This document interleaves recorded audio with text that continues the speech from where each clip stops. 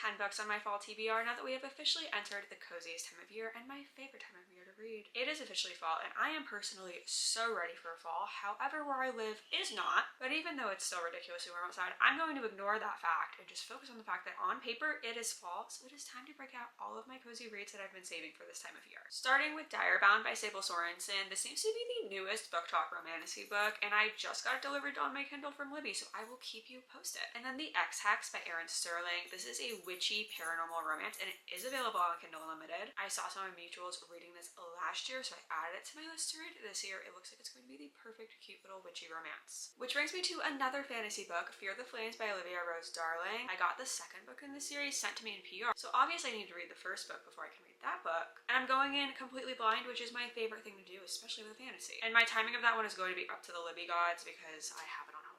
And then I think it's finally going to be the year that I read The Very Secret Society of Irregular Witches by Sangu Mandanna. I know that this is a classic witchy book for fall. I know I started it last fall. I own it on my Kindle. I simply don't know what happened. I do not remember. So we're going to start it out from the beginning and see what my review is. And I will let you know. The same thing goes for The Unmaking of Farrow. I have gotten this one repeatedly on my Kindle from Libby. I've just never actually gotten to it. So we are getting to it this fall. Practical Magic by Hoffman. Another classic. I know there's a movie. I've seen the movie plenty of times. And according to my Goodreads, I read this book in high school, but I have no recollection of that. So I'm going to be rereading, I guess. And we're going back to fantasy. We're just pivoting between magical realism, cozy small town, fantasy, and witches, I guess. So back to fantasy we go. Legendborn by Tracy Deonn. I've been waiting to read this one for so long. I have a physical copy and I'm about to get it from Libby on my Kindle, which I love to have a physical copy and a copy on my Kindle because I read in my bed a lot. I don't like reading physical books in my bed. The girls who get it, get it. So we're waiting for the divine timing on that. Going back to another classic witchy book, A Discovery of Witches by Harkness. I don't really know anything about this one,